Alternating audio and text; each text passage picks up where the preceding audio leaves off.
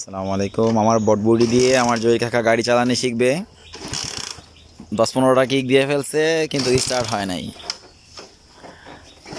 কারণ হয়েছে উনি চাবি চালায় না, এখনো চাবি না দিয়েই কিক দিতে দিতে যান শেষ করে ফেলাইতেছে।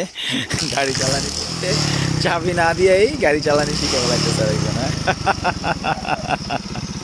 এই জয় কাকা তো গাড়ি স্টার্ট দিল, এখন কি হয়।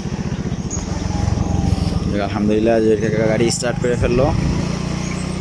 আমার বটবুডি ভোটবুদ্ধির জয় কাকাকে নিয়ে আমরা কাজে যাচ্ছি আখাউড়া, উমেদপুর অ্যান্ড বাউতলা।